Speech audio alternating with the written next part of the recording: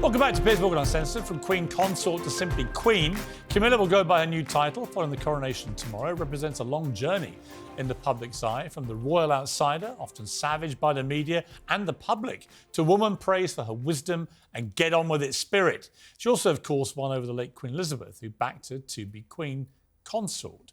At the start of her Jubilee year, Her Majesty wrote a public letter in which she said, "In the fullness of time, my son Charles becomes king.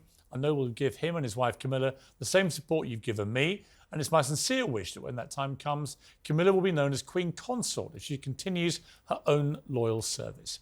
So after a pretty rocky history with the public, is the nation ready to hail Queen Camilla? Well, joining me now is the former Private Secretary to Princess Diana, Patrick Jephson, and TalkTV contributors Esther, Krakue and Santina. Welcome to all of you. Patrick, could you have ever imagined, when we used to occasionally chat in the Diana days, particularly actually after the tragedy of Diana's death in 1997, that here we would be 20-odd years later about to have Camilla crowned Queen of this country? In the immortal words of Meghan Markle, love wins. Right. No, I mean, it is an extraordinary journey, as you've described it, Yeah. Piers. I mean, the opportunity to even imagine something like that just didn't come my way.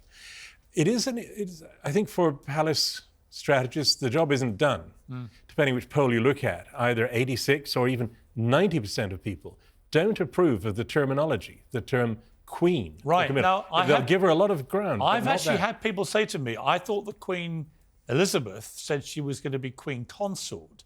What happened to that, and when did it become Queen? And they do have a bit of a problem with that. I don't, but they do.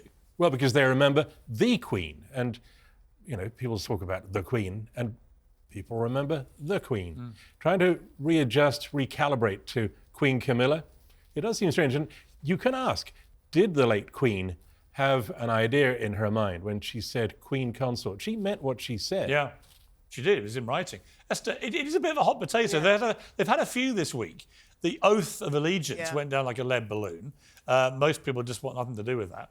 But this issue of whether she should be the Queen or Charles is Queen Consort, it's a big difference, actually. I think because the Queen was so highly respected, I think they should have stuck to exactly what she said and just made her Queen Consort.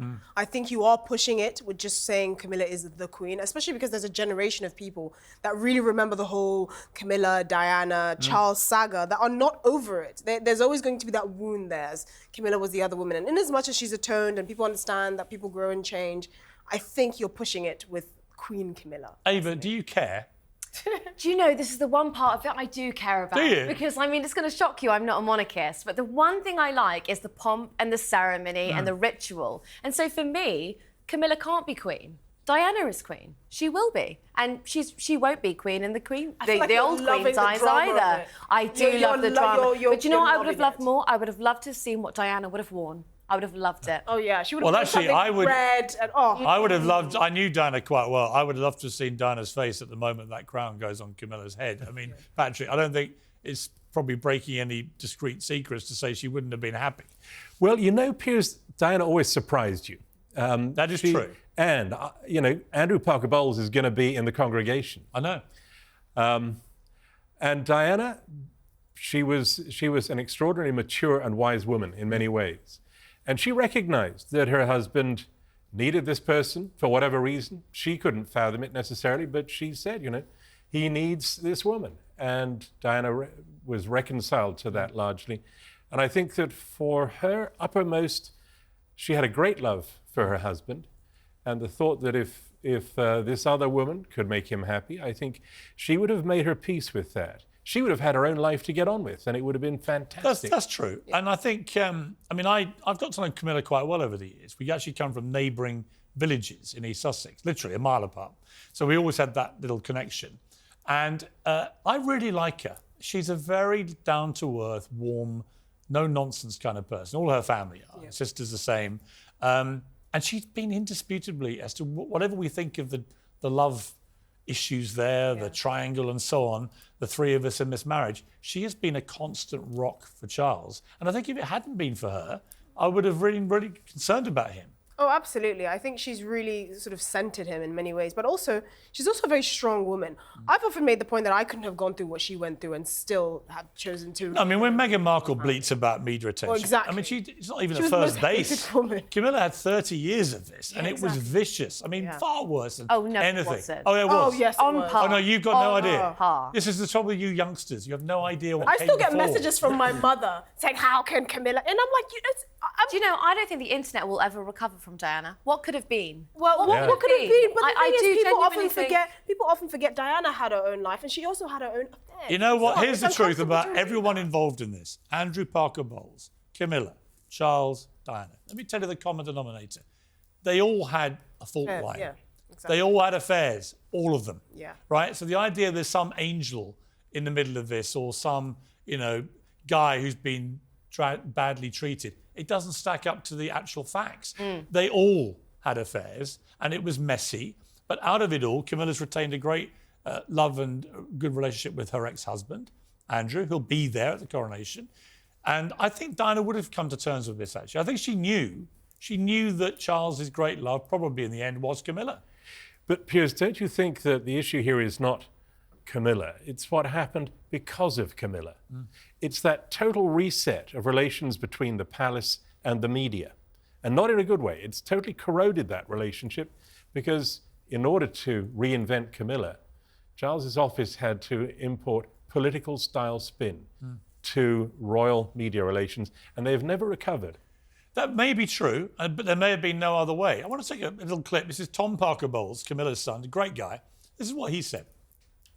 But does it feel weird for you to start sort of Having thinking to of refer her to as the Queen? Not really, because she's still, our mother. I say speaking not the royal we, speaking for my sister and me. But she is she's our mother, and I think change happens, but I don't care what anyone says. This wasn't any sort of end game. She married the person she loved, and this is what happened. He's great, Tom. But I mean, I sat next to Camilla when Donald Trump was in town, and she'd just been with him for the day with Charles. And I sat next to her at dinner that night, and I won't reveal what she said about it, but she was hilarious about it. And I just felt then that she could do anything, Camilla. She's a perfect consort, for want of a better phrase, for Charles. She's always there, just gets on, cracks on, whether it's Donald Trump with all that chaos coming into town, or whether it's a small, dutiful act of some small charity that they're going to.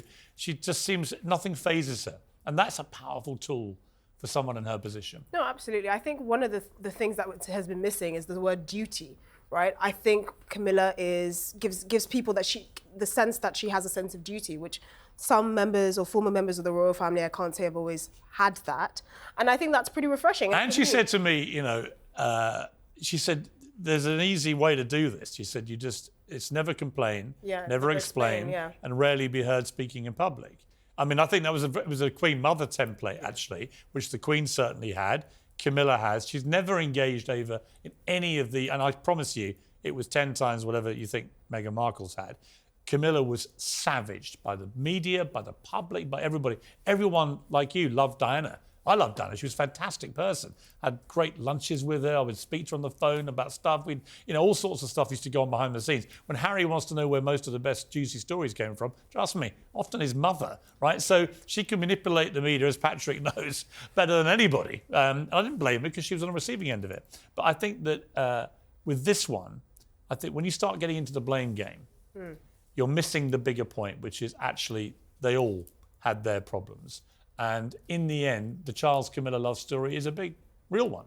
Yeah, possibly. Can I introduce you to an internet term that's going around on TikTok, most under 40s are using? It's what is it? side chick. And no. Queen Camilla You is the did ultimate not side know. chick. What does that mean? Persevering. It means if you are the third woman who's hung on long enough, he will change and he will now be with you. Yeah. So what's it called? Side chick? Side chick, yeah. Piers, you live a very sheltered life. Yeah. I haven't lived, have I?